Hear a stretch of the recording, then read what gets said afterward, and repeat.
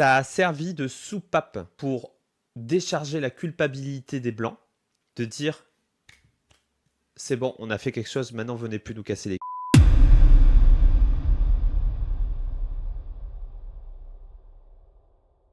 l'abolition de la slavery trade qui a précédé l'abolition de l'esclavage tout court. Donc la première a eu lieu en 1803 et la deuxième en 1833, si je me rappelle bien. Et bien en fait, ça a retardé l'abolition.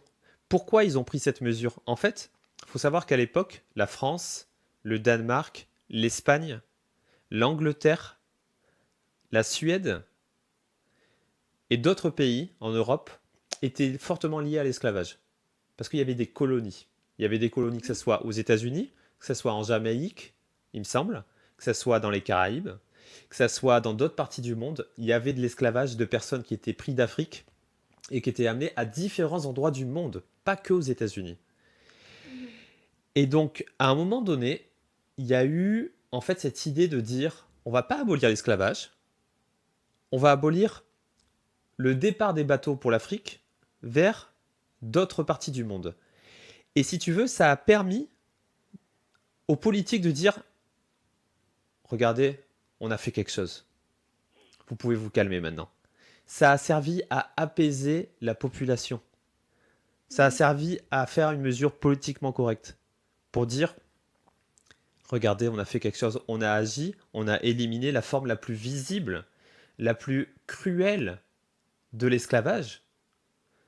Donc maintenant, vous voyez, on a fait quelque chose de bien, et c'est déjà ça.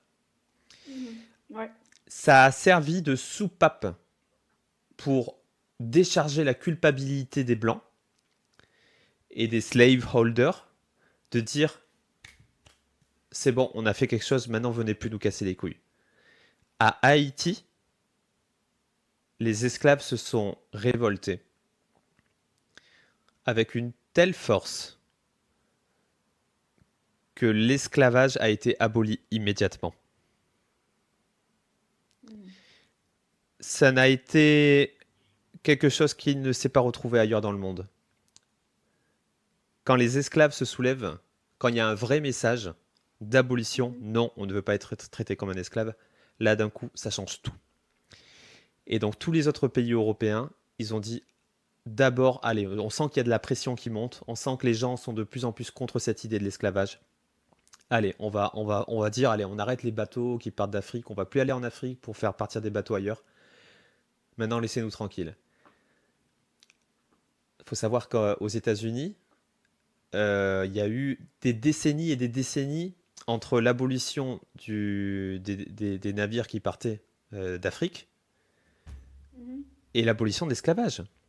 La guerre qu'il y a eu aux États-Unis, c'est une guerre par rapport à l'esclavage. Le Sud voulait conserver l'esclavage, le Nord voulait abolir l'esclavage, si je ne m'abuse.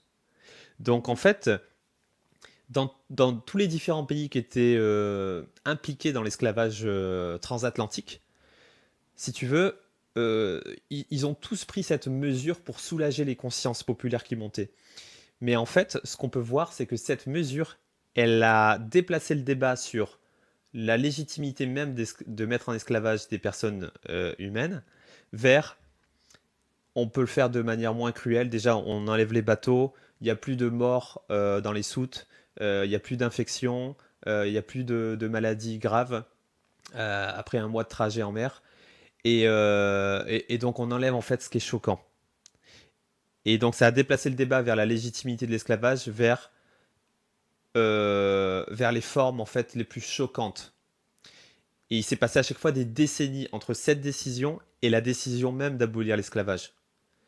Donc on peut dire aujourd'hui que cette loi qui a juste éliminé un type précis de forme d'esclavage a retardé l'abolition complète. Ça a permis de soulager les consciences, de dire on fait quelque chose, venez plus nous embêter. Et c'est tout. C'est tout. Donc en fait, se raconter des belles histoires en disant oui, mais on a fait ça, et donc ça a participé à ça, on a procédé par étapes, et donc c'est un changement graduel. Non, c'est un changement qui a retardé l'abolition de l'esclavage. Complètement.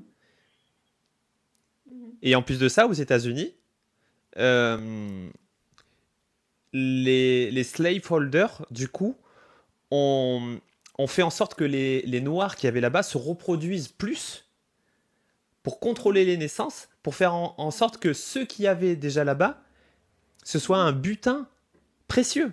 D'accord. Et donc, Ouais, ouais. il faut pas que ce butin il disparaisse, parce que vu qu'on peut plus avoir de Mhm. stock, entre Ouais. guillemets, venu de l'extérieur, on peut plus avoir des nouvelles têtes. Mhm. Du coup, le D'accord. stock Ouais. qu'on a, on va le multiplier. Donc, reproduisez-vous. Et donc, il y a eu tout un tas de choses voilà, pour favoriser en fait le fait que les gens qui étaient esclaves fassent des enfants pour que les enfants deviennent esclaves à leur tour. D'accord. Tu Ça y vois? est, ça alors, ok. Ouais, Ouais. et du coup, la valeur de l'esclave a augmenté. Parce que vu qu'il y en avait moins, Ah oui. et ben du Mhm. coup, les esclaves s'échangeaient contre des sommes beaucoup plus importantes. Et Mhm. donc en fait,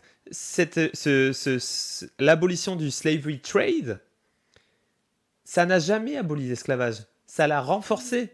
Ça a permis aux politiques de dire on fait quelque chose. Et les slaveholders qui étaient sur le terrain, eh ben, Mhm. ils n'ont jamais remis en question cette idée que c'était légitime. Au Ouais. contraire, ils se sont dit, bah, puisqu'on n'a plus d'apport extérieur, Mhm. ce qu'on a ici avec nous, eh ben, utilisons-le, exploitons-le d'une manière encore plus efficace.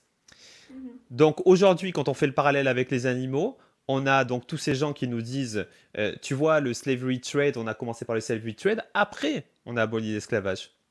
Mhm.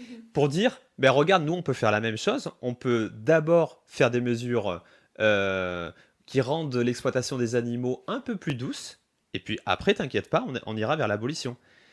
Mhm. Et c'est exactement là où ils se trompent, c'est que le slavery trade n'a jamais permis d'aller vers l'abolition. Au contraire, ça a été une mesure qui a Mhm. renforcé cette idée que Ouais. ce qui comptait, c'était pas l'esclavage en lui-même, mais la façon dont on le fait. Si on le fait d'une façon qui est un peu moins dure, bon, ben finalement, c'est pas si grave que ça.